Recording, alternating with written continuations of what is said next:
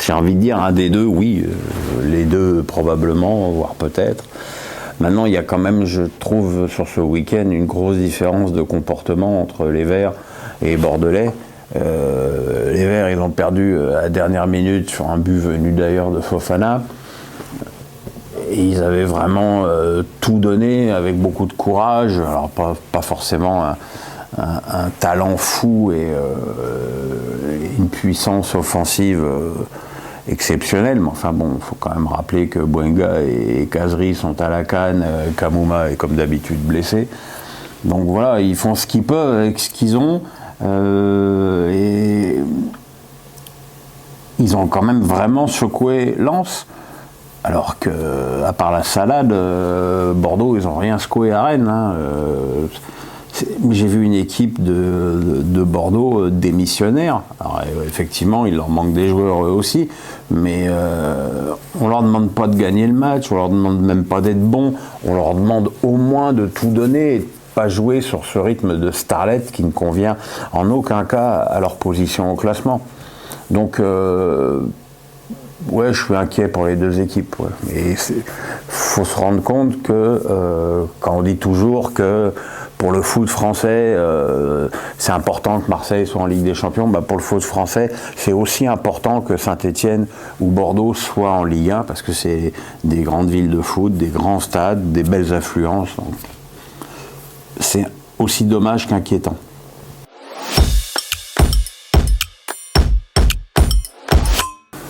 Je ne vais pas critiquer Evra pour avoir fait le tour des médias pour la sortie de son bouquin, parce que lorsque je suis revenu après ma double greffe, j'ai moi aussi fait le tour des médias pour mon livre.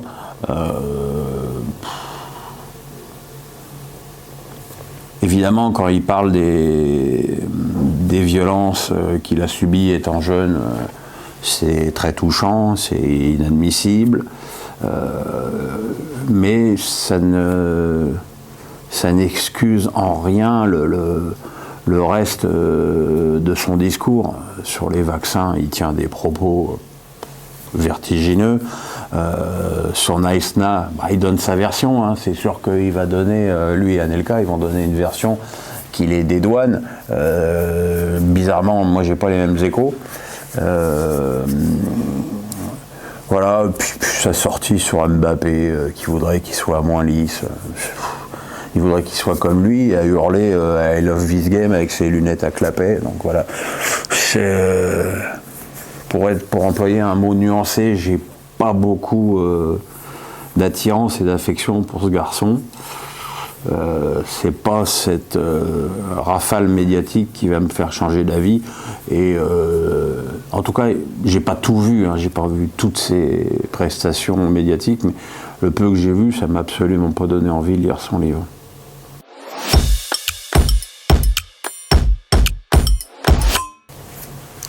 Je pense que c'est un coup de semonce, je pense que c'est visiblement Watford veut des sous, on va pas se le cacher. Je sais, pour avoir suivi Gay, qu'à un moment donné, il était aussi tout proche d'aller à Strasbourg. Voilà, je pense que ce garçon a un petit peu hésité et changé d'avis, et que probablement que lorsque l'OM est arrivé dans la danse, la réputation de l'OM a tout fait basculer. Voilà, maintenant, je pense que c'est suspensif, que le TAS va être saisi. Je pense pas que ça mérite 2 mercatos de suspension, d'autant plus que les dirigeants de l'OM ne sont pas les mêmes et que je vois pas pourquoi Longoria écoperait les maires de héros. Voilà, mais c'est quand même un souci à gérer au mieux et au plus vite.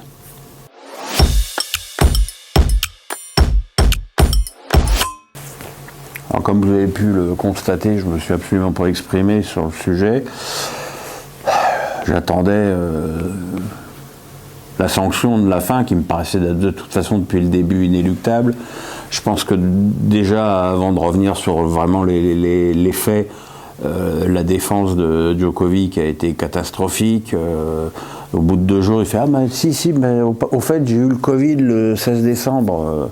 Ouais, mais le 17, tu étais avec des enfants et puis tu étais à l'équipe après. » Donc voilà. Que la campagne de presse du président serbe et de ses parents était disproportionnée et a sûrement pas poussé le gouvernement australien à plus de mansuétude. Maintenant, c'est pas comme si on avait appris il y a 15 jours qu'il fallait être vacciné pour faire l'Open d'Australie. Voilà, Pierre Gerber ne veut pas se faire vacciner, il n'est pas à l'Open d'Australie, il n'a même pas essayé d'y aller. Si tu y vas, il faut que tu sois vacciné. On peut être pour, on peut être contre, on peut dire que c'est une mauvaise décision, mais c'est la décision à la fois du tournoi et du gouvernement australien. Il faut se rappeler quand même que l'Australie a été confinée plus de 200 jours. Donc, tu peux pas arriver en disant « Salut, je suis Novak Djokovic, je suis pas vacciné, je vous emmerde et je viens gagner mon 21e Grand Chelem ». Ça marche pas comme ça. Ça marche pas comme ça. Après, je pense qu'il y a eu beaucoup de cirques, que c'était peut-être pas obligé de le mettre dans un centre de rétention avec d'autres illégaux. Il allait pas se barrer puisque son souhait le plus cher, c'était de rester. Donc voilà, je trouve ça très dommage pour le tournoi, très dommage pour lui parce qu'il avait une belle occasion de remporter son 21e Grand Chelem. Bon, après, tout le monde sait que je peux pas le saquer, mais ça, c'est un autre débat qui n'a d'ailleurs pas d'importance. Mais voilà, quoi, il y a des règles, d'ailleurs. On voit qu'en France, Roland Garros a commencé à faire des pieds et des mains pour pouvoir faire des protocoles pour que les non-vaccinés puissent venir disputer Roland Garros, et que le gouvernement français a tout balayé dès le lendemain avec la déclaration de Roxana Maracineanu qui a dit qu'il fallait qu'il n'y aurait pas d'exception et que tous les sportifs étrangers qui venaient sur le sol français devaient être vaccinés. Donc maintenant, sachant qu'à Wimbledon, ce sera pareil, à l'US Open et tous les Master 1000 américains, si Djokovic continue à ne pas vouloir être vacciné, c'est peut-être pas la fin, mais c'est l'arrêt de sa carrière pendant un moment.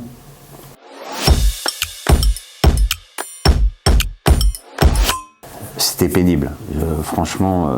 Alors je vous mime ma soirée d'hier, hein, la grande télé Marseille-Lille, la tablette Algérie, Guinée équatoriale.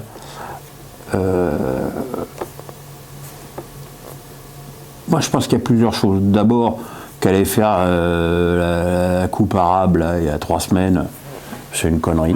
C'est une connerie parce que c'est, encore une fois, c'est une compète en bois inventée de nulle part, comme la Ligue des Nations. Et qu'on s'aperçoit, là on a la preuve par l'absurde que quand les joueurs font une phase finale, ils la prennent au sérieux et que ça leur pompe de l'énergie, ça leur pompe de l'énergie psychologique, ça leur pompe de l'énergie physique.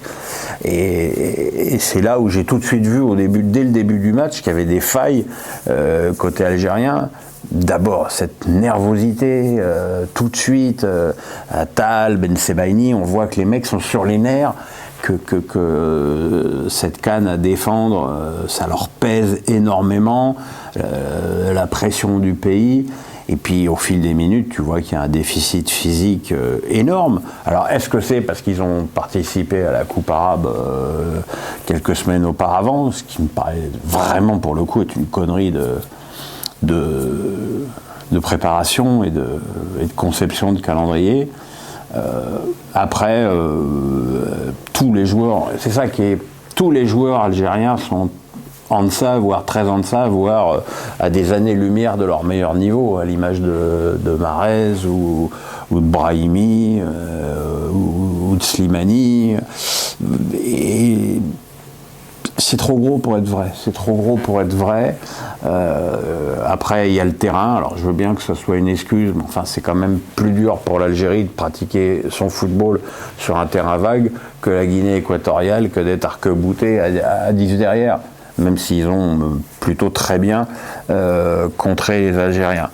Voilà, maintenant effectivement jeudi il y aura un match à la mort hein, pour les Algériens parce qu'il faut pour finir deuxième absolument gagner.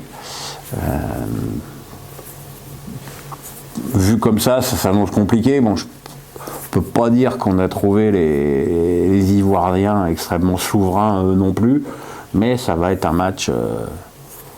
Ça va être un match quoi. Ça va être probablement la première affiche très excitante de cette CAN qui, pour l'instant, il faut bien le reconnaître, en termes de qualité de jeu, tarde vraiment à démarrer.